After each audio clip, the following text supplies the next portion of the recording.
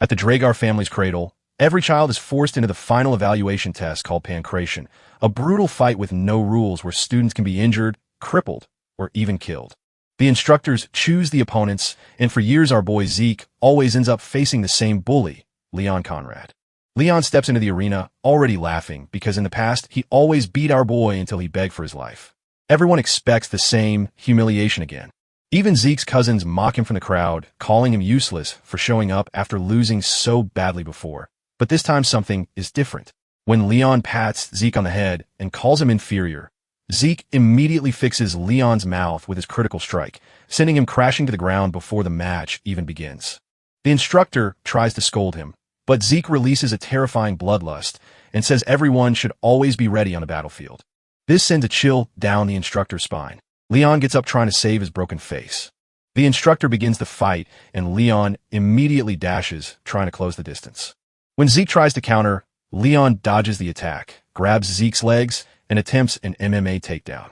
Well, biggest mistake because his head starts spinning, and he doesn't know what happened. The instructor who's watching couldn't believe his eyes because Leon tries to take down Zeke, but Zeke kneed him so fast and got out of his grasp.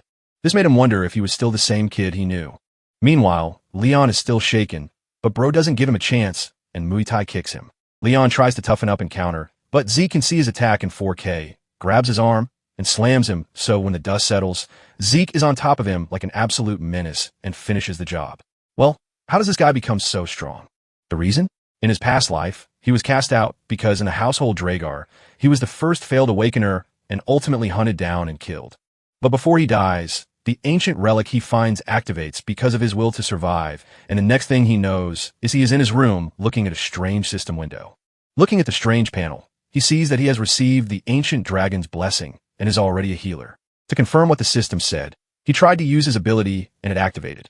He then remembered that in his past life, he only became a healer in his 20s, right after the Ether Hall was unlocked.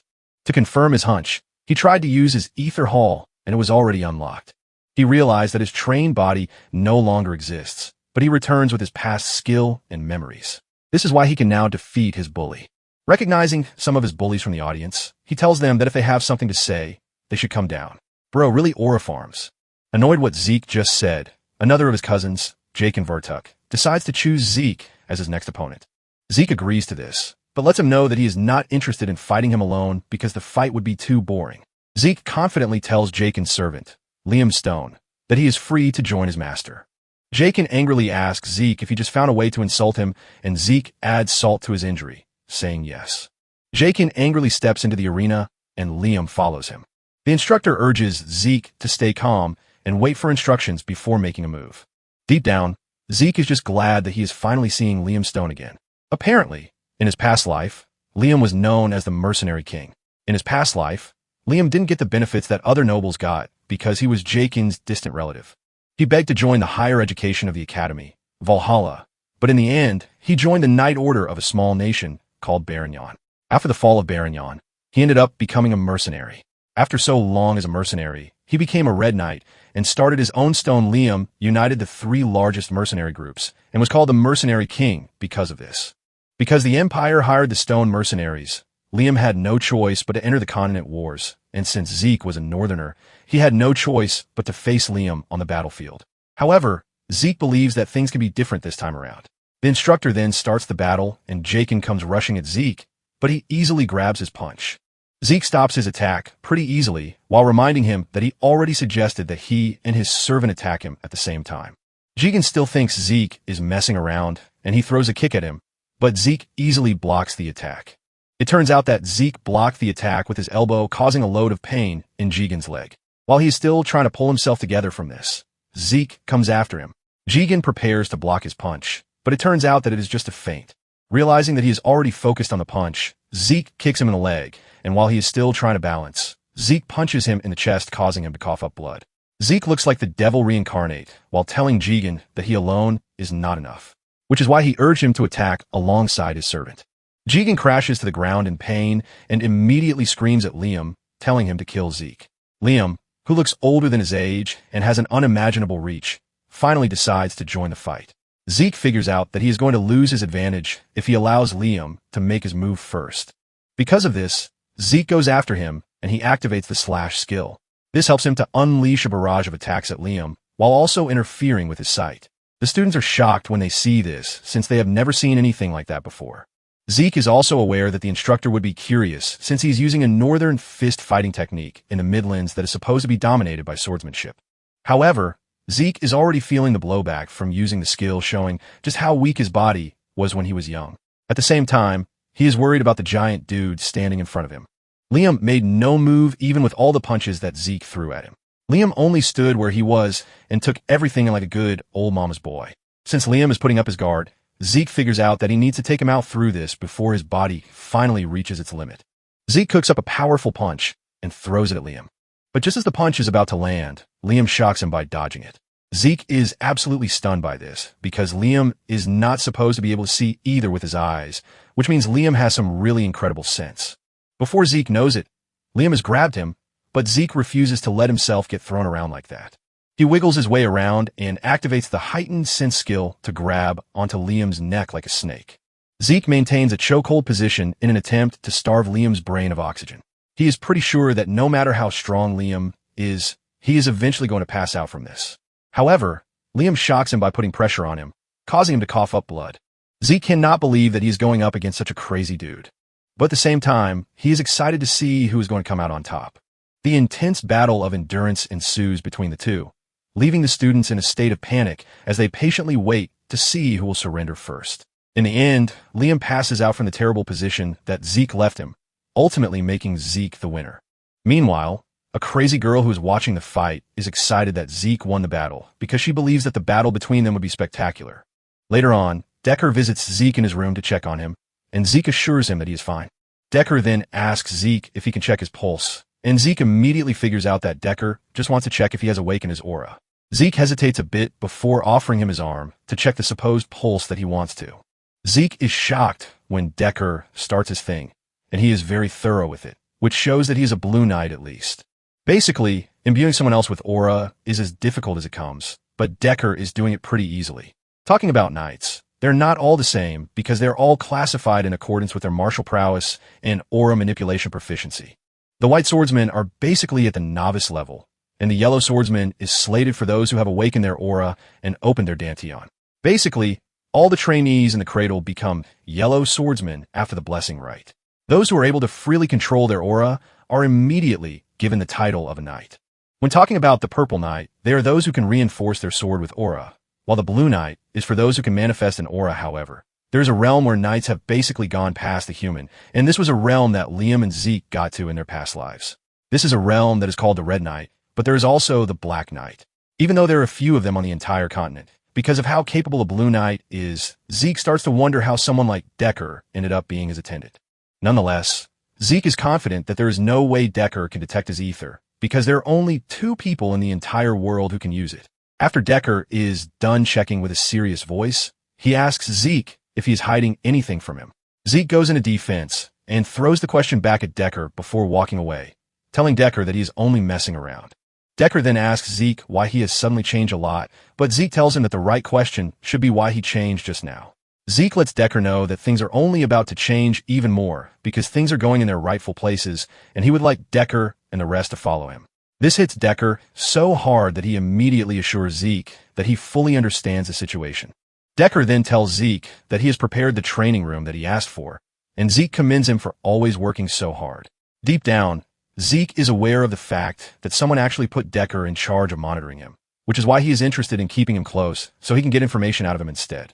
However, Zeke is left with the big question of who might have ordered Decker to keep an eye on him, but he is pretty sure that the person is not from his mother's side. Zeke assumes that the person is going to be one of his siblings. Later on, Zeke makes his way to the personal training room that Decker arranged for him, and Zeke is ultimately impressed by the high standards of everything. Before training, he decides to check out the system first, and after opening the status window, he realizes that his slash skill has become even stronger than before. Zeke figures out that the skill gets more effective the more he uses it. Since the skill was activated because of his actions, he figures out that he must have had it before. He wonders if a new skill will be added to the array of his skills if he just learn a new one. Suddenly, he realizes that he has not figured out the difference between a skill and a class skill, since they get activated similarly. He continues checking through and notices that his draconian skill needs points to unlock, and to get the karma points that are needed, he needs to kill monsters. He doesn't think this is a problem because there are a bunch of monsters in the dungeons, but at the same time, he needs to be on the level of a purple knight to access the on the other hand.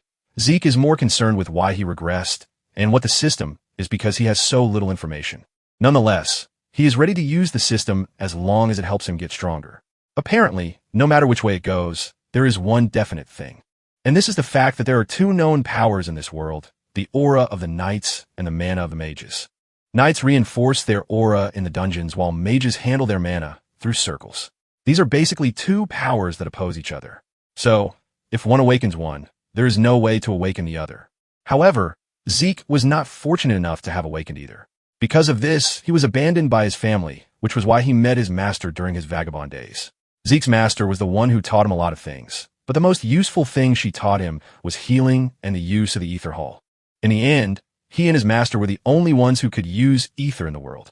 2 hours into the training, Zeke is already panting like a goat, and since he is exhausted already, he has no choice but to activate the healing skill and the vigor recovery skill. Apparently, healing is a rare skill that even Zeke had no idea existed before he met his, but if he used it in front of people, they would treat him like an irregular. This is the main reason he hesitated in using it during his fight with Liam, forcing him to hurry back to his room so he could heal himself. Since he is done healing himself, Zeke returns to training and only stops when it is dinner time. 1 week after this, reports have started flying around about Zeke and the fact that he has become a totally different person. Some don't want to believe that his transformation is real, while some assume that he has dabbled in black magic. On the other hand, there are some who are praying that he gets even stronger so he can humble the strong bullies. Zeke's cousins, including the stern girl, Reina Tehran, are seen having a meal together in preparation for the swordsmanship duel that is coming up. One of them, Owen Simmons, teases Leon about the need for him to eat, and this pisses the guy off. Owen tells Leon that he is only trying to be nice, but Leon's inferiority complex is obviously affecting his judgment. Leon gets mad and gets off his chair as if he wants to fight, but a stare from Reina puts him in his place. The topic soon shifts to Zeke and what they're going to do about him. Reina admits that Zeke was impressive during the Pancration, but she is pretty sure that Zeke is going to struggle when it comes to swordsmanship. Owen smiles, saying Zeke is going to be totally useless because he won't be able to properly hold up the sword. Leon buffers this point, saying Zeke is such a weakling because he had to get himself a customized sword since the basic ones were too heavy for him. Leon adds that Zeke only defeated him because of a stroke of luck, but Reina angrily cuts in, telling Leon that he doesn't have the right to be called a knight in the Draker household if he seriously believes that Zeke won by luck. After saying this, she angrily gets off the chair and walks out of the room to avoid surrounding herself with a bunch of fools. Moving on to the sword duels, the participants make use of real swords, which is why most incidents in the cradle happen during the said duel. This is also where the difference between the cadet skills is openly revealed, and a month after this, the blessing rite will commence. The blessing rite is an event where the Drakers awaken their aura. On the day of the duel, the instructor calls Zeke to come to the stage, and he confidently walks to the stage with his big sword on his shoulder. This immediately sparks grumbling among the students who believe that Zeke is acting pompously, which is why he is wielding a big sword. It turns out that Zeke will be going up against Reina, and Zeke is happy to have Reina as his opponent. Reina is surprised to see Zeke easily lifting the big sword, and this is when it dawns on her that Zeke is not the same boy that she used to know. A load of questions flood her mind on why Zeke might be confident, but soon dawns on her that she's already getting intimidated by Zeke. Reina tries to burn off the fear that is creeping through her body since she was the one who challenged Zeke in the first place. At the same time, Zeke is also being careful because Reina was known as the Lightning Knight in her past life. Reina was one of the knights who was able to make a name for herself during the Continental Wars and was also noted to be one of the greatest of the next generation of Drakers. The reason why she was regarded this way is that she awakened her aura before she went through the blessing rite. Zeke figures out that Reina's aura should already be active years before the current time, but hasn't used it in the cradle because she claims she wants to improve her basics. Just then, the instructor declares the fight open and Reina makes the first move. She swings her sword so hard that Zeke is forced to jump backwards to avoid getting skewered. Zeke has no choice but to admit that Reina is quite talented, but he still doesn't feel threatened. Reina continues coming hard at Zeke, and the spectators believe that she is toying with Zeke. They urge her to teach Zeke a lesson and stop messing around with him, but Owen is smart enough to know that Reina is not messing around. Even though Reina has heightened senses to locate and navigate through tight gaps, she still can't take advantage of this situation because no matter where she moves, Zeke's sword is always there to meet her. Reina starts realizing that Zeke is moving as if he is applauding her efforts. The moment Zeke does this, he opens another gap for her, making everything seem like a training duel, which is meant to teach her. Reina continues running around the arena trying to get Zeke, and this has started straining with a clear indication of this from how she is sweating. Zeke finally sees how Reina was fighting when she was still in the cradle, and he is not impressed. Even though her sword appears to be honest, Zeke expected more from someone who is always so obsessed with their basics. At the same time, this fundamental is what is actually holding her back, and Zeke decides to help her break out of the tight shell that she has found herself in. Zeke then goes down on an extremely low stance, and Reina figures out that Zeke is trying to close the gap between them in just one leap. Reina is confident that she has what it takes to block Zeke because she is incredibly fast, too. Reina is still riding on her confidence when Zeke suddenly reaches her, sending a wave of fear through her body. It takes an incredible amount of flexibility for her to dodge the strike. She jumps backward and concludes that she can still react to Zeke's strike as long as there is a bit of a gap between. Just then, Zeke does something shocking by using his sword to throw pebbles at her. The pebbles hit her on the face, causing Zeke to close down while she is still struggling with the pain.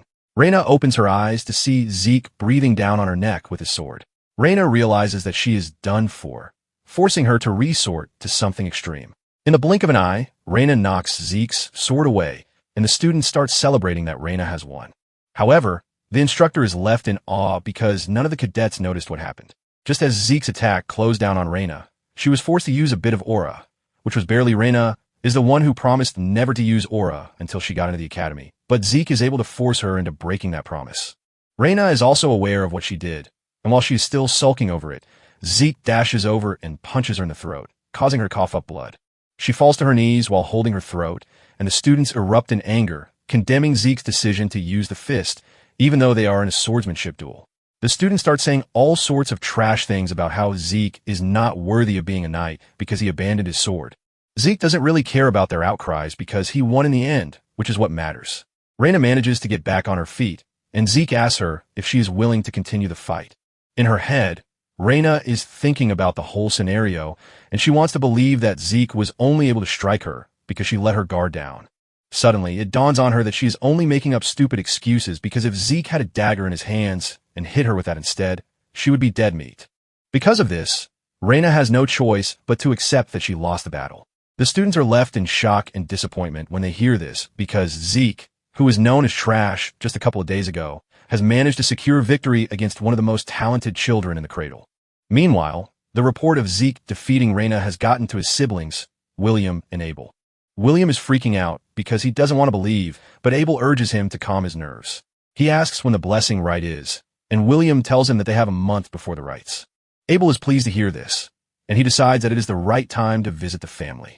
William is shocked to hear this, and Abel reveals that Zeke has gotten his attention already, which is why he's interested in knowing what Zeke is going to awaken with. Zeke, on the other hand, returned to the training room after defeating Reina, while the whole cradle is still in shock. And in no time, a month flew past. It is the day of the blessing rite, and Zeke still ended up training that very day. While sweating heavily, he wonders how he was able to attain the level of a red knight in his past life with such a shitty body. Zeke then opens the status window, and he realizes that he gained a bit of mastery in some of the skills. Some of them have moved from E rank to D rank, and this will only continue to increase the more he trains. Zeke is pleased that he has been able to increase the mastery of the skill he gained during the duel, which is swift. Suddenly, he notices another presence close to him, and he figures out that it is Decker. He immediately asks Decker what he wants, and Decker informs him that they need to leave in 2 hours. Zeke acknowledges this, telling Decker to get everything ready because he's going to join him soon. Shortly afterward, Zeke arrives at the main Dreeker estate in a carriage. This is an estate that is located within the Duchy of Troy, even though the family's main residence is located in the heart of the continent. Nonetheless, the blessing rite is always held at the main estate, where the legend of the Dragon Slayer started. Alongside Zeke are the other students who just graduated from the cradle, and the house is packed. In addition to the presence of the students, there are spectators hanging around the corridors. For the first time, Zeke is finally noticing that the spectators are all famous ladies and gentlemen, and he is pretty sure that his family has sent spies to keep an eye on him. Zeke believes that whoever the spy is, they're going to give up on their mission once they see him fail the awakening. Suddenly, he He notices Abel among the spectators, and this riles Zeke up. Zeke and Abel end up staring down at each other, and the animosity is clear. However, Zeke manages to calm himself down because he has no chance against Abel as it is. He knows that in his past life, Abel would never have come to the blessing right, and Zeke is worried that his actions might have changed the future. Since this is the case, Zeke decides to make the most of the opportunity. After all the preparations are out of the way, they declare the blessing right open. One of the students, Aaron, is the first to be called out. He steps up and pushes his hand into the water and punctures his palm with a needle sitting below the water tank. This immediately gives off a crazy reaction, emitting a blue light. Basically, the rite is meant for those in the bloodline to awaken their sealed aura when it is time for them to leave the cradle. This is a fast method, unlike knights who awaken their aura after the age of 20. However, there are rare cases where some would awaken a trait of the Dragon Slayer, known as mana inhibition. The lights will ultimately turn red, which is a sign that they're going to be on the Yellow Knight's level at the very least. However, there are some who have even rivaled the Red and Black Knights by undergoing pure blood awakening. Among the rare cases is Reina, whose awakening turns the lights red, and the instructor immediately orders that they bring him the special apparently.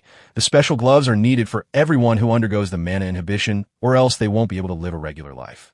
Apparently, the Draker name is conferred to those who are able to prove that they are of pure blood descent. Along with this, they're going to be provided with immense support of the family and loads of benefits. After everyone has gone through the process, it is finally Zeke's turn to participate in the blessing rite, and they're all wondering what his awakening would be like. Zeke proceeds to the front where the statue is standing. The last time Zeke did this, he was extremely left in a state of shame. However, he believes that things are different this time around because he can heal and can even manipulate ether. In addition to all of the things he has endured, Zeke leaves his fate in the hands of the statue, hoping that he comes out with something tangible. Zeke pushes his hand into the water with excitement on his face, but the statue suddenly stops moving, which has never happened before. The crowd is left wondering what might be happening, and Abel in particular has his eyes peeled. Zeke slowly pulls his hand out of the water, looking totally disappointed because nothing changed. Zeke is pissed that he became very confident because Abel is present in the room. The crowd starts murmuring, talking about how trash Zeke is because of his right process, even though he has the blood of the head of the family. Some waste no time assuming that he was only able to beat Reina because he used a trick. Zeke is also disappointed, but he lifts his spirit with the fact that there are other ways for him to get stronger without the awakening. Just as he is about to walk off the stage, he gets a message on the status window. The system apologizes, saying there was an error during the process, which is why the message got. Zeke stands there confused, and the system informs him that it has found the missing part of the information and the class information has been input using the system's authority. After revealing this, the system reveals that Zeke's talent has been identified as that of a healer. Just then, the system informs him that he has unlocked a class, and it is said to be a rare one. Zeke is left in disbelief when the lights in the room suddenly go up in red, signaling that it is a pure blood awakening. The crowd is left in awe as they cannot believe that Zeke is starting off from the very top. The system continues with the information that is passing on to Zeke, letting him know that the terminal has been able to make a connection. Because of this, the ancient dragon's blessing, which is sealed within the user's soul, has been activated. Zeke's body starts glowing, and the system informs him that the talent of kin, known as the fighter's blood, has been awakened. In addition, the system lets him know that his awakened talents have been combined, and because he has a combination of rare talents, a new class has been created. Zeke watches in disbelief as the system informs him that he has given a unique class called Immortal. Another shocking thing happens when the light around the statue turns golden, which is the first. However, they still counted the whole thing as a pure blood awakening because of the traces of red light that remain. Zeke already knows that people are going to have their doubts, but at the same time, he is worried that everything might work against him if he tries to say anything. While the crowd is murmuring about what is going on, Abel steps in, asking them why they are all tense when they are supposed to be celebrating since they are blessed with 2 pure blood awakenings in one batch. The moment he says this, the crowd agrees with him, saying he is right. Abel then orders the instructor to get his brother his special gloves, and after putting them on, Zeke can see just how hefty the gloves are. Deep down, Zeke is not happy with the fact that he might be forced to receive help from his trash brother. After the conclusion of the rites, the host informs them that they are going to organize a party to celebrate. As expected, Zeke is not interested in the party and would rather burn himself out in a training room. He sneaks out of the hall to try to find a training room, but his brother appears behind him, calling his name. This shocks Zeke, who wasn't expecting Abel to quickly reach out to him. Abel asks him why he is wandering off when he should be celebrating his awakening, and Abel stretches his hand towards Zeke for a handshake. Zeke is conflicted on whether to take the handshake or not, because if he refuses, it will be pretty obvious that he hates his brother's ass. Because of this, he decides to play along. But just as he is about to take his hand, he remembers something annoying, and he takes back his hand. Abel is surprised to see this, and even though it is risky, Zeke just couldn't bring himself to shake Abel's hand. Abel decides not to take offense, and concludes that seeing his brother's face is enough for him. Abel taps Zeke on the shoulder, telling him that he is going to see him again. Deep down, Zeke is raging as he can't wait to truly meet Abel again. While everyone else is celebrating the awakening ceremony, Zeke has made his way to his room. He is confused about why he is doing so well, since all pure blood awakenings usually have the mana inhibition ability. This is an ability that shows that one is in direct opposition to the dragons, the source of mana. Since most of the machines operate on mana, a pureblood has no choice but to use the special gloves provided by the house. Zeke has taken off his glove already, and he is not feeling anything, which is weird because if you're truly a pureblood, something weird would have Zeke then decides to open the status window, and this is when he realizes that things have changed from what they were before. Instead of mana inhibition, Zeke has mana reflection. Zeke then decides to sit down to properly study the whole thing. Apparently, the mana reflection is a skill that creates a distorted field to cancel all nearby mana. This is when it dawns on Zeke that mana reflection is actually counted as a skill, and the reason the lamps were fine was that it is not a passive skill. Zeke remembers that he was a healer before the rite, but he has somehow transitioned into a unique skill, an immortal.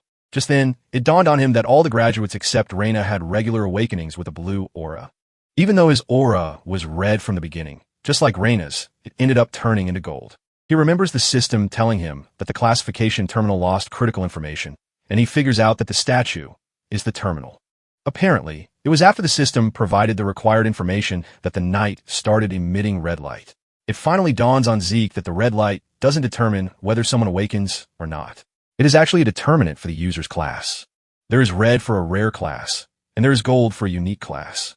The statue is an ancient relic even before the time of On himself, and since the concept of class doesn't exist these days, the statue was being used to check if the user has awakened or not. They have basically mislabeled the red light shown as a sign of rare class as a pure blood awakening, and they are so dumb that no family head has even realized this once. Zeke then realizes that he has karma points that he can use, which he probably gained during the whole blessing rite. He decides to use it, and he spends 10 points out of the 100 that he has on viewing what his draconian skill is. The system opens the sealed skills, which turned out to be Dragon Eyes, Might of the Dragon, and Devour. However, all these skills are still locked and cannot be used. The Might of the Dragon allows the user to make their enemies surrender by using their aura, and this requires 30 points to unlock. The Dragon Eyes, on the other hand, allows the user to view detailed information of an individual, and this requires 20 points to unlock. As for the Devour skill, it allows the user to eat and digest a lot. This skill costs 50 points to unlock, but the whole explanation leaves Zeke confused. He doesn't know what the Devour skill does by the prescription given, or why it costs 50 points too. Since he is not ready to take a chance, he decides to get something that is straightforward instead.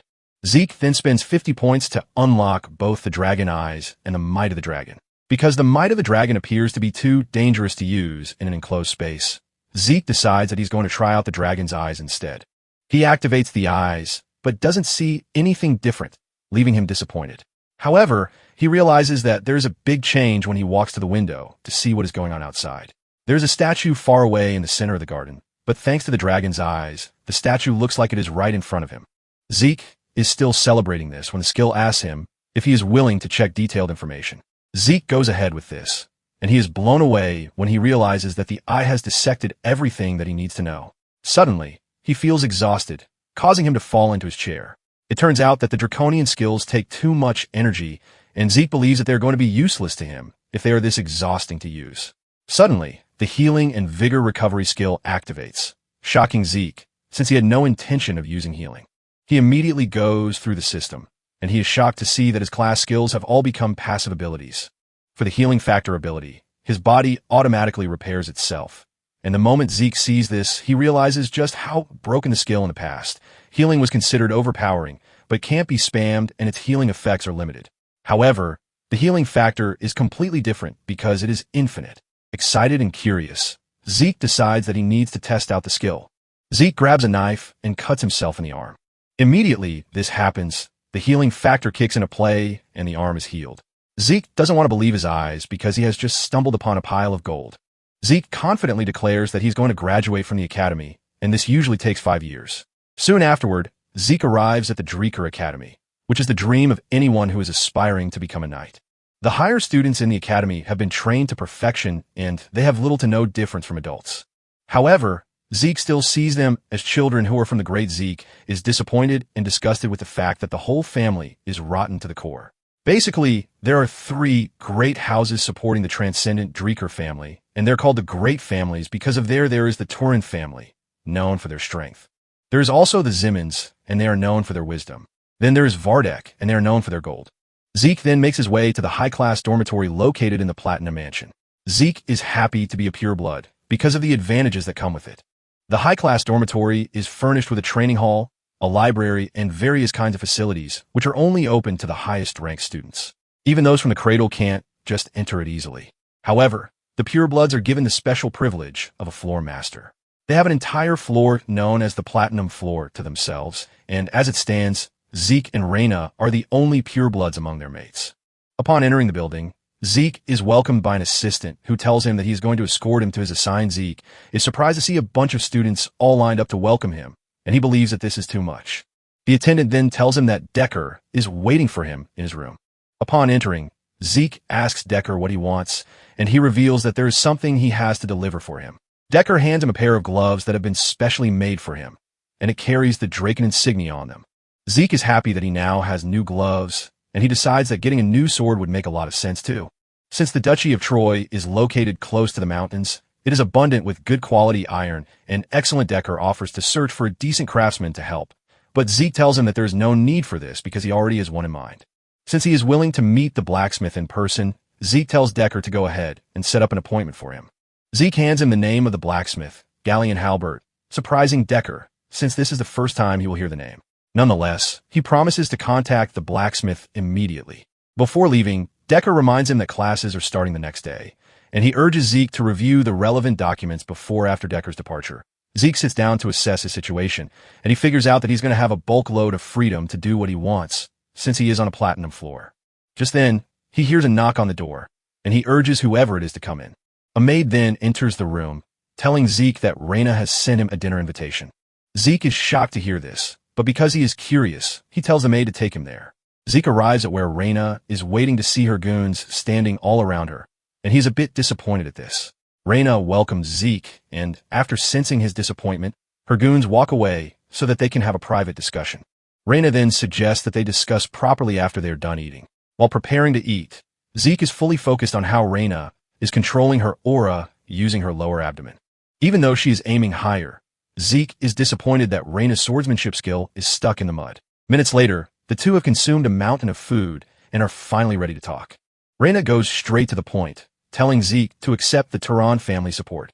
Zeke counters her, reminding her that they are both purebloods. However, Reina tries to enlighten Zeke about the privileges that come with having a great family backing him. She mentions all of the sweet things that the family will provide, while also saying Abel himself has received support from his maternal family, the Zymans family. It turns out that Zeke, on the other hand, is not receiving any support from his maternal family, and Reina has no idea why this is. After saying everything she needs to say, she then tells Zeke with a stern voice to accept the Turin family support. Without thinking twice, Zeke basically says no. Just as Zeke is about to stand up to leave, Reina asks him why he doesn't want the Turin's family support. Zeke lets Reina know that she's getting everything wrong. He has no beef with the family, but he is rejecting the offer because he already has everything that he wants since he is a pure blood awakener. As he walks away, Zeke tells Reina that he's going to give him one piece of advice as gratitude for the meal. Zeke lets Reina know that her sword has too much strength behind it, and he is pretty sure that she is conscious of the men around her. Zeke then lets her know that her greatest strength is the fluidity that arises from having a flexible body. Zeke urges Reina to stop receiving attacks head-on with the aim of crushing her opponents with strength. Zeke says fluidity helps to open her opponent up, so she can land a single delicate strike. Zeke assures her that if she is able to do this, she is going to grow stronger than she currently is. After saying everything he wants to, he leaves. Reina immediately bangs her hand on the table in annoyance, while thinking about the herald of the family, which is strength.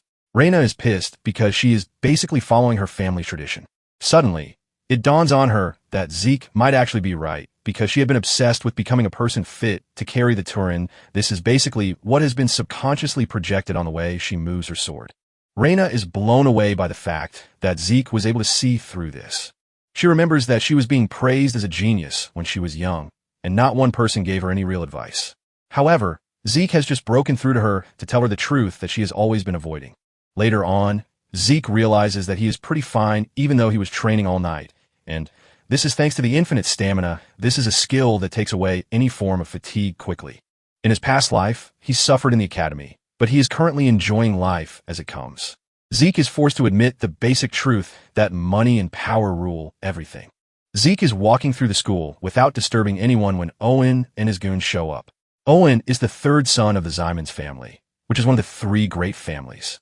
Just like the others, Owen used to bully Zeke in his past life, but he used others as a proxy while making sure he maintained his own image. Owen then walks up to Zeke asking him why he didn't reply to the dinner invitation he sent to him the night Zeke smiles, before casually telling Owen that he is not obligated to reply to every letter that comes his way. This immediately crushes Owen's ego, forcing Owen's giant servant to interfere. Zeke is confused to see a dog running off his leash, and he asks him who he is.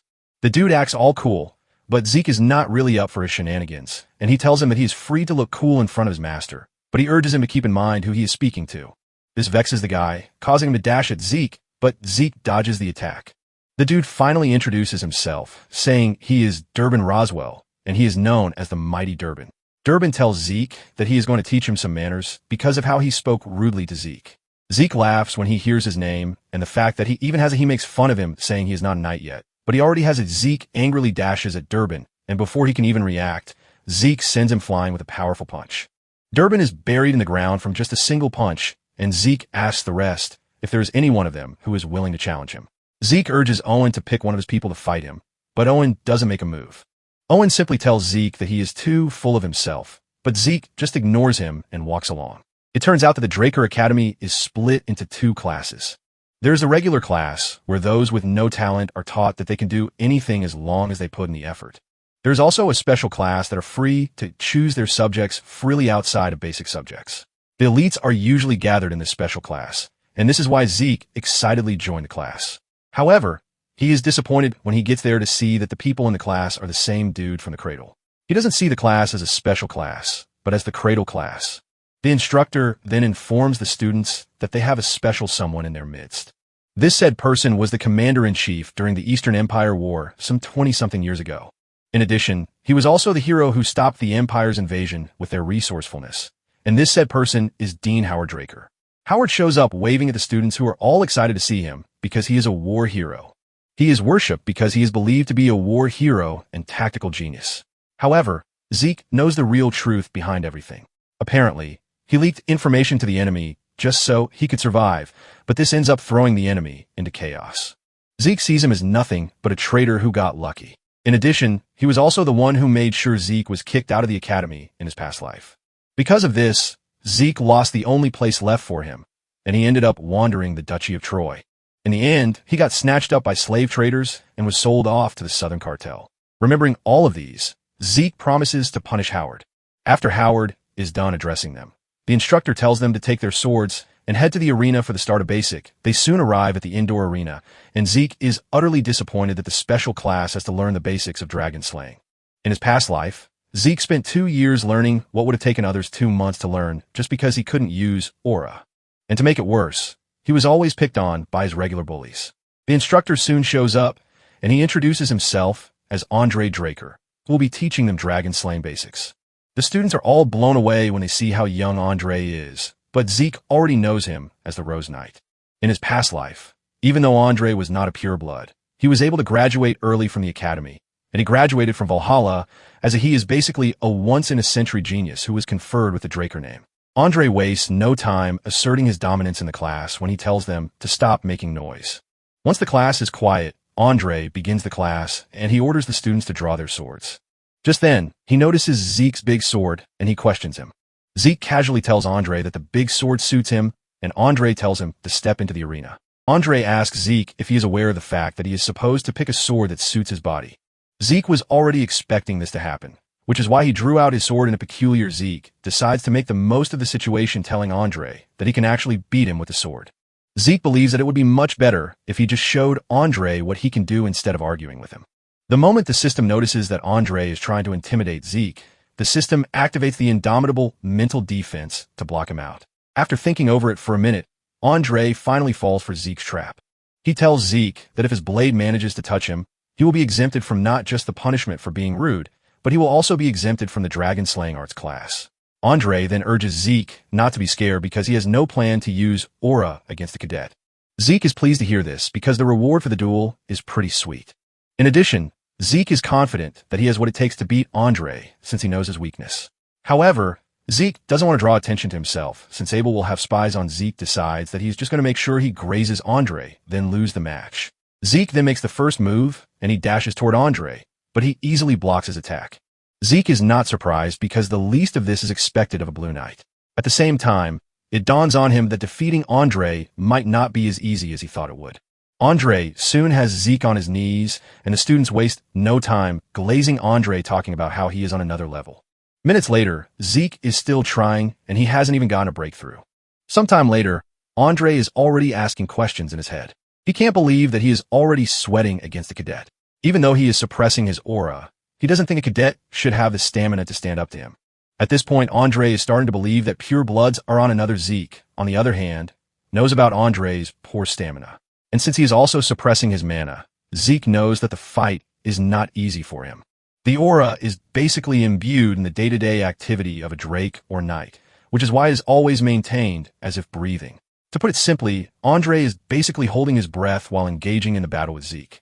Because Zeke is not pleased with the fact that Andre is going to lose to him just because he is suppressing his aura, he decides that he has to force him to use his aura. Zeke continues running after Andre, and he soon figures out that he needs something that would unconsciously force Andre to use aura.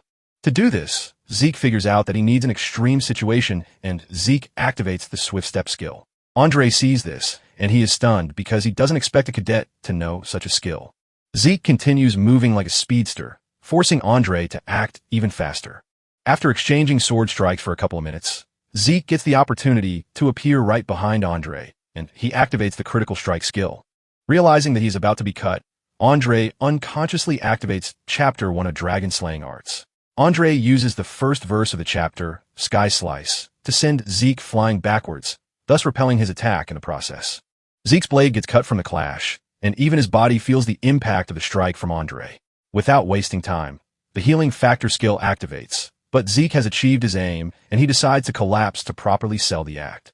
Medical staff immediately rushes over to check on Zeke, and Andre sheathes his sword before declaring that Zeke has been exempted from the class.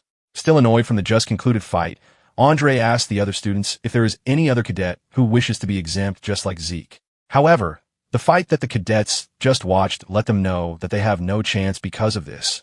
None of them emerges to challenge Andre, and he concludes that there is no one bold enough to die among them. Since he has established a level of fear in the cadets, he orders them to get into position for their class. Later in the infirmary, Zeke praises himself for putting up such a good performance. Even though he didn't get to graze Andre's clothes, he was able to get him to use the aura he said he wouldn't, and even acknowledge his abilities. In the end, Andre got disciplined while Zeke got himself some free time, which is a win-win situation. Zeke remembers the last attack that Andre used, which is the most basic move of the Dragon Slaying Arts, Sky Slice. However, it had so much force behind it because it came from a Blue Knight. Nonetheless, Zeke believes that he still has what it takes to defeat a Blue Knight because he has the stamina and healing factor to keep going. However, Zeke is not ready to settle for the barest minimum because he is aiming for an unimaginable power that will not let him be subjected to anyone's command. Zeke is thinking about this when a redhead with a bottle of booze suddenly appears beside his bed. The dude calls Zeke Arthur's youngest son, and the sudden presence of the dude scares the hell out of Zeke. Zeke can't believe that he didn't even get to sense the dude, even though the strong stench of booze is all over him. At the same time, Zeke can't believe that the dude is casually addressing the patriarch, Arthur, like it is nothing. Zeke then asks the dude who he is, but the dude throws another question at him, asking him how he did what he did. Zeke plays a fool, asking the dude what he meant by this. The dude sees through Zeke and reminds him that he was inflicted with an internal wound when fighting Andre, but healed the moment the dude says this, Fear creeps into Zeke's body because he can't believe that someone has caught on to the fact that he is using healing. The system senses the fear in his body and activates the indomitable mental defense to help out. This helps Zeke to calm down, and he concludes that there is no one in the academy who knows about healing. Because of this, Zeke continues to act like he doesn't know what the redhead is talking about. Realizing that Zeke is not ready to slip up, the dude suddenly attacks him with the aim of cutting off his head. However, Zeke is able to react to this, and he dodges the strike. He leaps off the bed believing that the redhead is an assassin who has been sent to finish him off. Zeke is able to grab a sword, and he throws the bedsheet at the redhead to impair his vision. The redhead laughs when he sees this, admitting that Zeke has some trick up his sleeve. Since he is in danger, all of Zeke's senses have come to life, and the system activates the skills needed for his survival.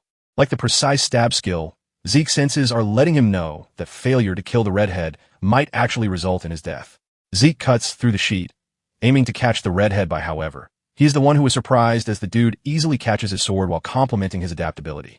The dude smiles at Zeke, saying he is operating just like a mercenary would. And this sends a bulk load of questions into Zeke's head. To jump backwards, leaving his sword in the dude's hands, while at the same time wondering who the guy is. It dawns on Zeke that the dude just mentioned the word mercenary. And this gets him asking himself if the dude knows anything about his past life.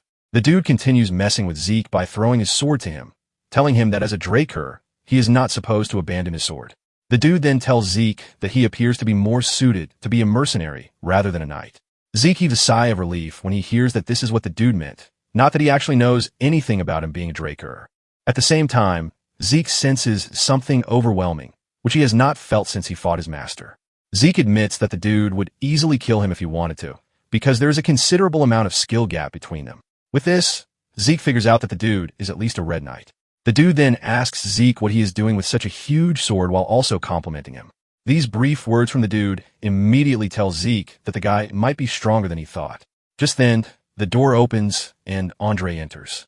Andre is shocked when he sees the dude, but he quickly moves through the situation as he addresses the redhead as Garden Keeper Dexter. Zeke is shocked to hear that such a strong fellow is the Garden Keeper. The redhead then asks Andre how he knew he was at the infirmary, and Andre replies that he sensed him in the training room earlier. Before saying anything else, Andre tells Zeke that he is free to leave since he has already been treated. As he is about to leave the room, Dexter tells Zeke that he is free to come to the greenhouse if he is free because he is willing to teach him something useful. Just as usual, Zeke refuses the offer, causing Dexter to start lashing out saying Zeke is just as arrogant as Arthur. The moment Zeke steps out of the room, Zeke figures out that Dexter is fooling himself by saying he is a garden keeper. Since he has the rank to call the current patriarch by his name without restriction, Zeke figures out that the dude is the person who had only one disciple, Andre. This person is none other than Duke Draker, the Gale Knight. Duke is one of the Black Knights who has the martial force to fight a whole kingdom by himself. After he suddenly disappeared, it got everyone worried. Zeke cannot believe that someone as strong as he is living a quiet life at the academy. Zeke then concludes that Andre must have come to the academy because of him, too. Duke is said to be so strong that he basically obtained the Black Knight status just because he liked the color black. Without a doubt, Zeke can see that Duke is showing a strong interest in him, but he is not ready to receive teachings from him just because he showed slight interest. Zeke is aiming to learn Duke's secret move. If at all, he is going to learn something from him, and he plans to change Duke's interest into tenacity. Later on, Zeke finds himself in the magic class that is headed by the magic theory professor, Finnan. While Finnan is busy stressing himself to teach the class, all of them, except Zeke, are asleep. Finnan soon asks a question, and since no one is showing interest, he is not expecting an answer. But to his surprise, Zeke contributes to what he just mentioned. Finnan almost dies of excitement, and he admits that it is his first time getting a question. Finnan excitedly explains everything that Zeke needs to know about mana transfer to him. The moment the class comes to an end, the others wake up and are ready to leave. They're not worried about the fact that they slept because they believe that learning about magic theory at a Knight Academy is pretty useless. On the other hand, Zeke is impressed by how Finnan delivered his lecture because he made it pretty easy for him. Zeke stands up to leave, but Finnan runs after him, stopping him. Zeke then asks Finnan what the problem is, and Finnan expresses his excitement that he had a proper class thanks to him. Because of this, he tells Zeke that he is free to show up at his research lab anytime he wants if he has anything that he is curious about. Finnan then reveals that he is a Delpoa Magic University Scholarship alumnus, which means he knows a lot. Zeke is shocked when he hears this because an alum from the Magic University of Delpoa is no small fry. This is basically the nation where magic originated. Zeke happily accepts the offer since it is going to be beneficial for him to get close to a mage. Since mages are critical thinkers, Zeke believes that they are better to have around rather than stuffy knights. Zeke is walking through the hall when he suddenly spots Duke lying on one of the public benches. He is shocked to see this, but this just tells him that Duke is less patient than he thought. Zeke has only avoided him for a week, and he has already shown up to see him. Zeke then asked Duke why he is there, and Duke asked him why he didn't come, but he reminds Zeke that he promised to teach him some useful things. Zeke acts cold again, saying he is not interested. This gets Duke even crazier as he asks Zeke why he is not interested. Zeke admits that Duke is talented, but he tells him that he is currently busy with individual training. It turns out that Duke is not a man who takes no for an answer, and before Zeke can even react, Duke has gotten to him. Duke knocks him out with a perfect hit to the back of his neck, and when he wakes up, he finds himself in the greenhouse. Zeke can't believe that Duke literally knocked him out just because he had been waiting for a week. Zeke is still looking around when Duke appears in front of him. Zeke asks him if he abducted him, and Duke admits this, saying he is interested in him, which is why he did. Zeke cannot believe that Duke is not even hiding his intentions, showing just how impatient he, however, Zeke doesn't think it is time yet for this. Zeke activates swift steps in an attempt to run away, but Duke easily catches up to him. Zeke gives another try, but the result remains the same. Zeke realizes that Duke is still treating the whole thing as a joke, and figures out that he needs something to get him serious. Zeke then asks Duke why he is interested in him, and Duke replies that he wants to know how Zeke's internal wound got healed. This is when it finally dawns on Zeke why Duke is chasing him around. Zeke then decides to spice things up by telling Duke to make him answer the question if he is really curious about it. Just then, Duke vanishes, leaving Zeke to start wondering where the dude is. By the time Duke reappears, he comes back with Zeke's sword. He throws Zeke his sword, telling him that they need to make a bet so that things will be more interesting. Duke tells Zeke that he's going to get access to one wish if he can graze his clothes. However, he tells him that he is free to give up on the duel, but to do this, he's going to tell him everything that he has been hiding. 3 hours later, Zeke is still up and running, leaving Duke totally surprised and stunned. Duke has figured out that Zeke doesn't only have unimaginable stamina, but he appears to be invincible because his healing is limitless. On the other hand, Zeke knows that he can keep this up as long as he can. But at the same time, he won't be able to beat the bet. He then remembers the draconian skill, the might of that he hasn't used it before because he believes that it is going to be dangerous. But since he is going up against a Black Knight, he doesn't think it is going to be a problem. Zeke then switches things up, and when Duke sees how crazy he is staring down at him, he gets even more excited. Zeke dashes toward Duke with swift steps, but Duke blocks the attack.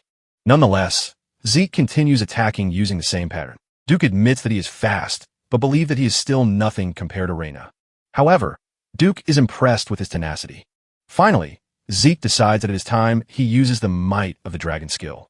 The moment he does this, Duke feels an overwhelming force around him that causes him to hesitate for a slight second. Zeke then makes use of this to unleash a cloud of dust to impair Duke's vision. Duke is not worried because he believes that it would also be hard for Zeke to find him in such a situation. Suddenly, Zeke appears behind Duke, and he activates the dragon's eyes to accurately see where he is going to. Zeke swings his sword with everything he has, but to his surprise, Duke suddenly vanishes. This is when it dawns on him that Duke just used his secret move, which is why he is known as the Gale Knight. Before Zeke knows it, Duke reappears very close to him, giving him no chance to react at all. By the time Zeke sees him, it is already too late. Zeke watches as Duke lands a devastating blow to his chest to knock him out, while telling him that he's going to consider the duel a draw. Zeke is sent flying into the distance, and when he finally gets stopped by a wall, the system tells him that his fatigue has surpassed the acceptable limit thanks to the excessive use of the draconian skill. The system lets him know that his consciousness would forcefully shut down to make sure that he is safe. Zeke tries to fight it, but ends up passing out nonetheless. When he finally wakes up, he finds himself in his room. He is shocked that he is back in his room, and he starts wondering if Duke was the one who brought him there. He sighs in disappointment because he almost won, but he expected nothing less since he is going up against a Black Knight.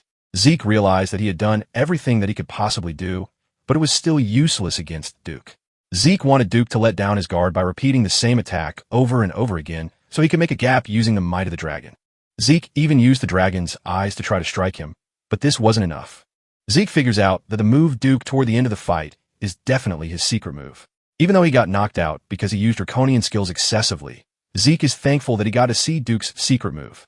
Zeke figures out that Andrew was able to rise to the position of a Red Knight thanks to this skill, even though he has really weak stamina.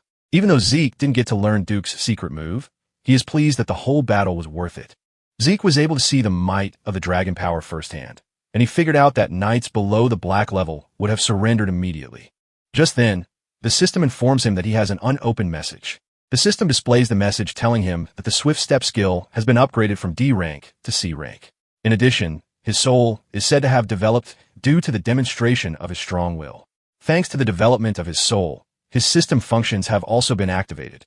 The system then tells him that it is possible for him to activate the next function using karma points. A bunch of functions immediately appear on the screen. There is a mini-map, and this is a function where the geographical terrain features can be seen in the form of a map. There is also the inventory function, which allows him to save items. Both of these functions require 20 points to unlock. However, there is a third function called the elementary level quest book. This includes tutorials and missions for the effective development of low-ranking administrators. Since Zeke has just 40 karma points to spend, he decides to check out the inventory first. Zeke unlocks the inventory function, and the system informs him that he can save selected items in the inventory. When retrieving stored items in the inventory, he can think of the name or shape of the item to get it out. In addition, the amount of space that the item takes up in the inventory depends on the item's weight and size. However, he has the option of increasing his inventory size by using karma points. Zeke immediately decides to try out the inventory skill, and he grabs his sword with the intention of storing it. He thinks of saving the sword, and it immediately vanishes into the storage. Zeke checks out the status window and realizes that the sword took up 2 of the 28 boxes present in the inventory. Zeke finally understands what the instruction meant when it said that the space an item it takes are dependent on its weight and size. Since he only has to think of its name or shape to retrieve it, Zeke also tries this out. The moment he thinks of it, the sword reappears in his hand. Zeke is extremely pleased because he realizes that it is actually better than a subspace. It then dawns on Zeke that he is still a low-rank administrator, and he wonders what would actually happen when he reaches a higher rank. Since the points appear to be hard to come by, Zeke figures out that it would be stupid of him to use them recklessly. Just then, Decker knocks on the door, asking him to come in. Zeke grants him permission to do so, and Decker tells him that there is a message for him. Decker says the sender said Zeke would already know it is once he says Garden Keeper Dexter. Zeke smiles as he receives the letter to read the contents. He realizes that the duel wasn't a total failure because Duke told him that he is free to come again if he ever wants to challenge him.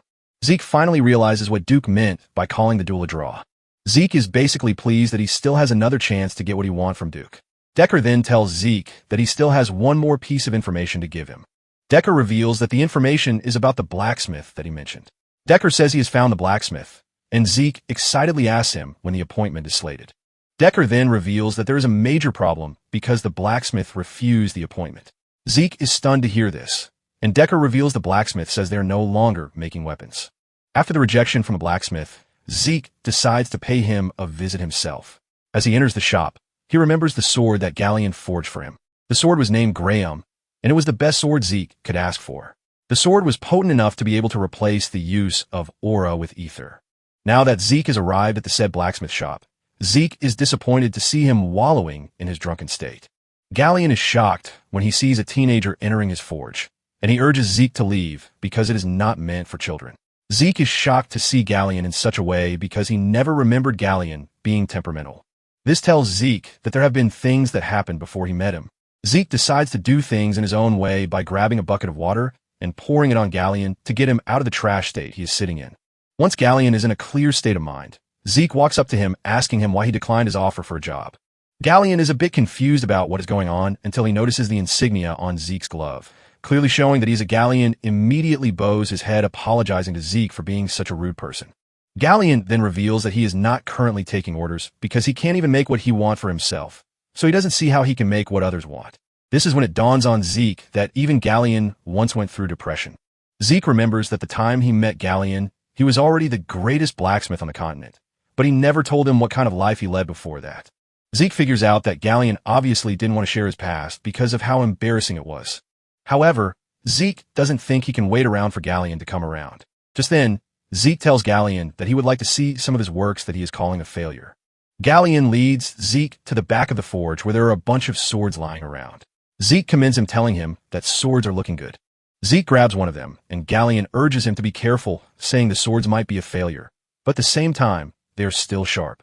Zeke checks out most of the swords and realizes that his calling a failure is actually not, because they are of similar quality to what he was making when he was named the best blacksmith on the continent. However, Zeke goes ahead to use his draconian skill, the Dragon Eyes, to test out the sword, and this is when he sees where the problem is. Zeke then asks Galleon if there's a problem with his forge, and the question shocks Galleon. He is forced to ask Zeke how he knows this, but Zeke cuts him off, reminding him that he just asked him a question. Zeke mentions that he can see that Galleon is mixing several metals together to create a lighter and exquisite material, but it is suffering in durability. Zeke mentions that this happens because impurities remain even after the heat treatment process.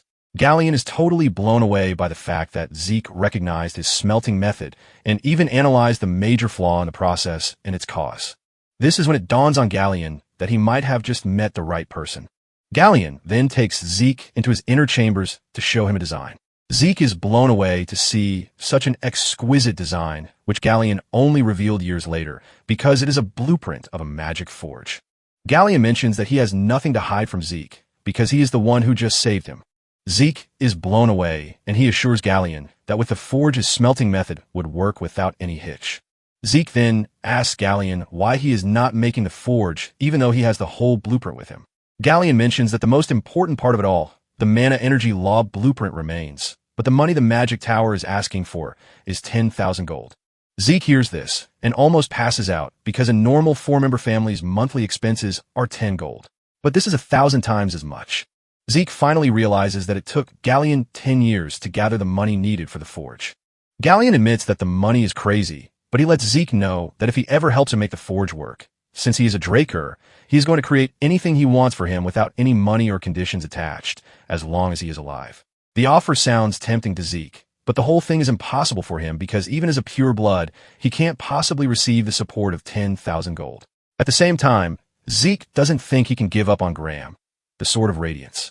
Zeke starts racking his brain on what to do, and suddenly it dawns on him that Galleon's only issue is mana energy loss. Zeke immediately accepts the request to help Galleon, and he takes the blueprint with him. Zeke tells Galleon that he has a mage that he can ask a favor from, and when he gets an answer, he's going to tell him.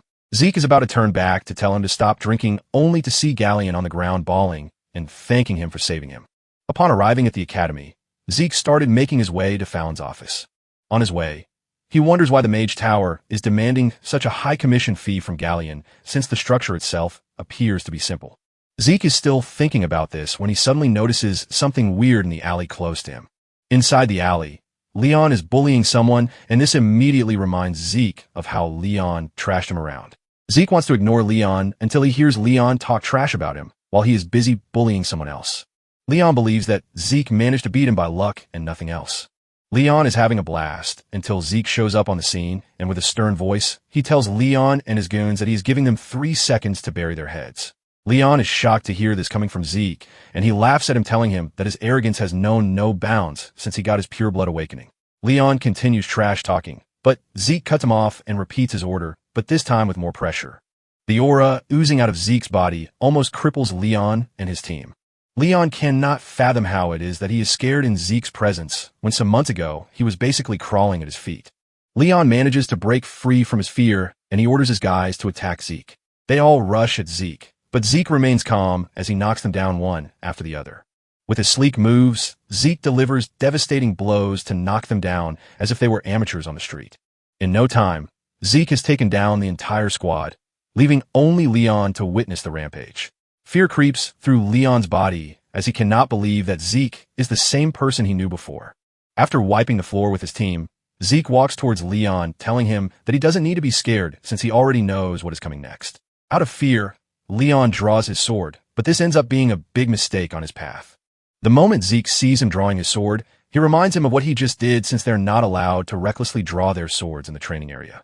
Zeke then replies appropriately, saying Leon is the first to draw his sword, and to face the murderous intent coming from he also has no choice but to unsheath his sword. Zeke slowly pulls out his sword, saying he is only retaliating to protect his honor. Zeke makes it known that the battle will only end once one of them is dead, since the responsibility for this lies with both of them. Zeke turns to Liam Stone, who is being bullied, telling him that he is a witness to with a scary voice and aura. Zeke tells Leon that they should continue there. Leon realizes that he is done for if he tries to fight Zeke, and he immediately drops his sword. He addresses Zeke in the most formal way he can, begging him to let him live. Leon urges Zeke to let him go, and Leon on his knees reminds Zeke of how Leon treated him when he was in his position. Zeke decides not to kill him, but he cuts off his ear as payment instead. Leon screams out in pain, holding on to his bleeding ear, and Zeke lets him know that he doesn't want to see his ear reattached the next time they see each other, because he is literally going to kill him. Zeke then smashes Leon's head into the ground as final punishment before walking away. As he walks away, Liam stops him asking Zeke why he helped. Zeke smiles, telling Liam that that wasn't helping him because all he did was for himself. After dealing with the bullies, Zeke makes his way to Fallon's office to show him the blueprint and ask him if it will be possible to make it work. Fallon admits that it is possible to make the design work, and Zeke excitedly tells Fallon that he's going to leave the blueprint with him. However, Fallon urges Zeke to calm down and listen to his explanation first. Fallon mentions that the overall composition is simple, but the problem is the core in charge of power output. Fallon says the core is considered the heart of the machine, but the circuit has some tricky restrictions to it. Fallon mentions that it might look small, but it requires enough power, and they're also going to need a way to adjust the output without delay. Zeke is confused with all the explanations and asks Fallon if it is possible or not. Fallon reveals that there are two options, and given the condition of the core, he might try to adjust the design. However, to do this, it would take at least a decade to redo the design for the core. As if this is not enough, Fallon fixes his statement, saying it would take around 15 years to redo the design. Zeke almost loses his mind when he hears that the design will take 15 years. Fallon then mentions that the second option is that they can avoid the 15-year plan by using an alternative material. However, there is a slight problem with this, because the material needed is a high-compression monostone. Zeke screams out in shock when he hears this because a high-compression monostone is an ancient artifact that can't be made with modern technology. Fallon agrees to this, saying ancient relics are rare as it is. In addition, trying to find the artifacts in the ruins is even harder, and if they want to buy the monostone, they will be looking at around 3,000 gold. Sweat starts running down Zeke's face because he knows that this is he can't afford the money to get the stone, and waiting 15 years is a long time because he might just get kicked out of the academy if they find out that he can't use aura. Even with all of the problems that he is facing, Zeke is not ready to give up on Graham. Zeke is frustrated with the fact that he still can't use aura, just like his past life. However, ether is considered to be a difficult power to control by humans, which is why they use aura, because it is easier to use. Apparently, the only aura skill that Zeke can use is called the Spirit of the Soul, which his master taught him, and this helps him reinforce his body with aura. This is basically why he needs Graham, the Sword of Radiance. The big problem now remains how he is supposed to get his hands on a compression mana stone. While Zeke is still racking his brain on what to do, Fallon commends the creator of the design, saying it is impressive because it would have been difficult even among the Golden Age relics. The moment Fallon mentions the Golden Age relic, it finally dawns on him that there is a solution to his problem, and he didn't even think of it at first. Zeke immediately stands up, and he tells Fallon to take off the blueprint until he comes back. Fallon is confused when he hears this, as he asks Zeke if he is really expecting him to use 15 years to complete the design. Zeke smiles, telling Fallon that he's going to bring back high-compression mana stone that he can use. When talking about the Golden Age, it is the liberation war that was fought to escape the rule of dragons, and this ended with the defeat of the evil dragon, Bahamut, by none other than Terracon Draker. This victory was able to grant humanity a century of peace, and during this time, the ancient relics uncovered within the dragon's lair were the remnants of the age of the Hero King, which is the prime age of magic. Among the relics discovered was the high-compression mana stone, which is capable of sustaining the mana needs of an entire village. To search for this relic, Zeke heads to the central library in the academy. Apparently, the library is under constant maintenance, even though it is rarely used, because it is believed to have been established by Terracon himself. During the expansion of a records room, relics from the Golden Age were discovered in the library, and this led to the involvement of the Magic Tower and the Archmage of Nirvana, who is a member of the three great families in the excavation. During these couple of months, several relics from the Golden Age were found, and news of it spread through the continent. Basically, these are events that would still happen 10 years in the future, but Zeke is already aware of everything. Now that Zeke is in the library's record room, he knows that he might search for the relic day and night and still not find them since no one has even discovered it yet. To help with his search, he decides to use the Dragon Eye skill, and as he walks around the room, he is able to quickly locate where he is supposed to look. There's a particular part of the floor that leads to where Zeke wants. By using the soul of the spirit, he is able to cleanly cut out the section that he wants. Apparently, he learned the skill from his master, and since ether materializes a user's will, It helps to apply certain properties like cut, so it can be used in different scenarios. Nonetheless, the skill has its drawbacks, as the user must expend a large amount of ether to perform any of the actions. Just as expected, Zeke gets lightheaded just from using the skill. After cutting a hole in the section of the floor, Zeke gently climbs down and he covers the covered section again. Zeke is shocked when he climbs down to see just how deep the floor is. Suddenly, he senses movements in the corner and he starts wondering what it might be, since it is not until 10 years later that the ruins were discovered. Zeke peeps from where he is and he is surprised to see skeletons walking around. The two skeletons he sees are holding shovels and pickaxes, and there's also no indication that the skeletons were made by a lich. Realizing that it is safe to engage them, Zeke activates the critical strike skill and goes after the two skeletons. With just a single strike, he dismantles the skeletons. Zeke is shocked when a status window pops up to inform him that he has earned 2 karma points for defeating the skeletons. Zeke then remembers that he can actually earn points by killing monsters, and he totally forgot about it, because he was focused on the artifact. Suddenly, the wild thoughts of farming points come to his mind, and he starts chasing the skeletons around the ruins. In the end, he is able to gather 20 points, and he decides to unlock one more function for use. He compares the quest book, minimap, and other functions on the window before finally going for the minimap, since it happens to be the only thing his points can buy at the moment. The moment he unlocks the minimap, a map appears in front of him, and on the corner of the map, he is able to convert the map from 2D to 3D. Zeke is extremely pleased when he sees this because it basically makes things easier for him. Suddenly, he notices that there's a room on the map that is marked in red. Because of how curious he is, he decides to select the location as his next stop.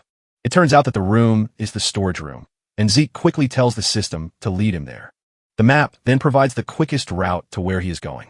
The map looks so detailed that Zeke can't believe what he is staring at. It has all the details, and it is basically better than Google Maps. Zeke starts following the mapped-out directions, and in no time, he arrives at the storage room. At the entrance is a giant door, leaving Zeke to wonder how he is supposed to enter the room. After using his big brain, he figures out that pushing the door aside is the best idea. Zeke tries pushing the door with his left hand, but immediately gives off a weird reaction, telling Zeke that there's a security spell on. He finally realizes that the magic tower and the Archmage of Nirvana got involved.